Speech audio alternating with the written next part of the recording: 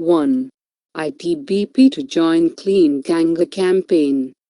This topic will be important under General Paper 2 and 3. Government policies and interventions for development in various sectors and issues arising out of their design and implementation. Security challenges and their management in border areas. Why recently in news? Indo-Tibetan Border Police Force, ITBP, personnel will join the drive to clean up the river Ganga in Kanpur, Varanasi and Allahabad in Uttar Pradesh. ITBP is one of the 8 Central Armed Police Forces of India, raised on the 24th of October 1962, under the CRPF Act, in the wake of the Sino-Indian War of 1962.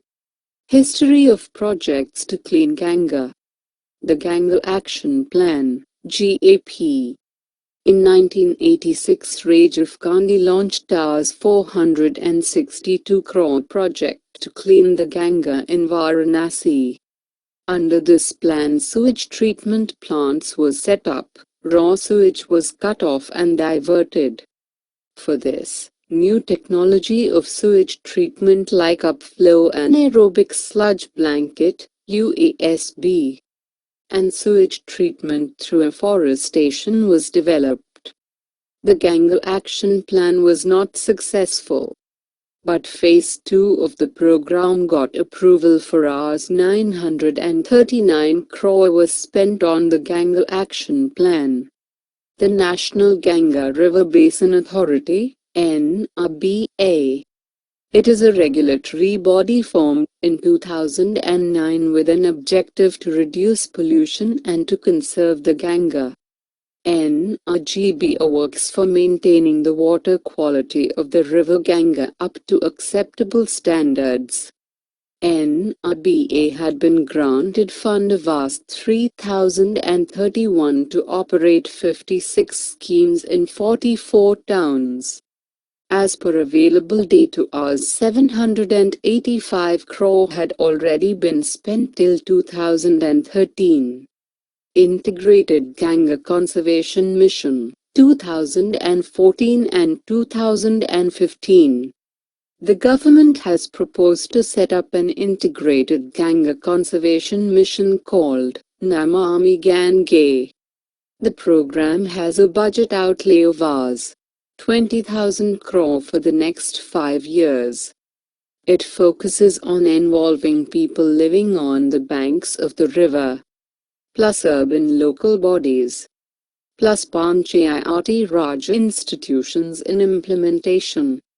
In order to improve implementation, a 3-tier mechanism has been proposed for project monitoring comprising of high-level task force chaired by Cabinet Secretary assisted by NMCG at national level, state-level committee chaired by Chief Secretary assisted by SPMG at state level, district-level committee chaired by the district magistrate. Also, a Clean Ganga Fund was set up to increase the funds. Clean Ganga Fund. Clean Ganga Fund, CGF, was set up for voluntary contributions from residents of the country and non-resident Indian NRIs to contribute towards the conservation of the river Ganga. Domestic donors to the fund shall be eligible for tax benefits. The fund would be managed by a trust to be headed by Finance Minister. CGF will set up daughter funds in countries of high donor interest such as USA, UK, Singapore, UAE, etc. CGF will be subject audit by any agency determined by government. 2. Sugarcane farmers worried over payment. This topic will be important under General Paper 3. Indian economy, industrial economy. Why recently in news? As the sugarcane crushing season commences in the country's northern states, farmers are hoping to get timely payment for their produce from sugar mills. Sugarcane harvesting has started in parts of UP, Punjab and Haryana, and farmers are preparing to sell their crop. Farmer unions said that farmers make huge investments in sugarcane farming, but the payments for their produce was delayed for several months. As per government estimates, sugarcane mills across India (S.12,000 crore as dues to farmers for the cane sold during the 2014-15 season. Sugar industry in India. India is second largest producer of sugar in the world after Brazil. In the India, sugar industry is one of the largest farm-based industry, only next to textiles, and plays a very important role in the Indian economy.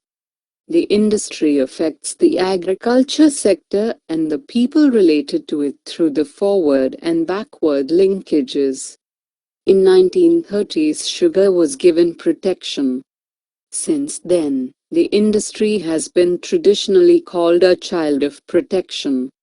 The industry grew after India's independence. From 143 factories in first five-year plan, the number rose to 571 in the 11th five-year plan. As a child of protection, Government of India provided incentives for higher production and output of sugar. The result was that the sugar production, which was 11 lakh tons in 1951-56 periods, tripled in three planned periods. But the journey from becoming a below-average producer to a sugar giant saw a lot of fluctuations in the prices. Frequent controls and decontrols by the government, mainly out of political compulsions. Problems of sugar industry in India. A political sensitive commodity. The biggest problem of the Indian sugar industry is that it is one of the most politically sensitive commodities. Despite having a very small share in the monthly household budget, the slightest price increase can trigger inflation in other commodities. On the other hand, a large number of farmers grow sugarcane, and a fall in the price of sugarcane can shake the state governments, particularly in UP and Maharashtra. Sugar is also an essential commodity as per Essential Commodities Act. Cyclicality in production. Another big problem of the sugar industry is the cyclicality in the sugarcane production. By cyclicality, we mean to say that the sugar cycle in our country gives 3 years of good production in a row followed by consecutive years of bad crop. This creates difficulties in policy making.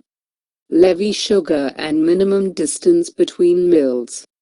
To check the frequent rise and fall in the prices of sugar, government had introduced dual price mechanism. Under the dual price mechanism, the government fixed the ratio of levy sugar and free sale sugar quota. By doing so, every sugar mill was allocated a command area in its vicinity. This command area varied from 15-25 kilometers radius. The mill is bound to purchase any sugarcane grown in that area, and the cane farmers are also expected to sell only to the designated mill. A part of produce of these sugar mills is required to be sold to the government. This part is known as levy sugar. The levy sugar is sold to the consumers through fair price shops of the public distribution system. This ratio initially was fixed 45 hours 55 minutes, later kept revising till reached 20:80, before finally getting abolished in April 2013. At present, there is no levy sugar in India. Monthly release mechanism. Under the levy sugar regime, the sugar mills had to sell a part to the government. The remaining free sale quota was also under a different regime called monthly release mechanism. Under this mechanism, the government would dictate the mills how much sugar they could sell in the open market on a monthly basis. Sugar factories could not sell over or below the amount stipulated by the government.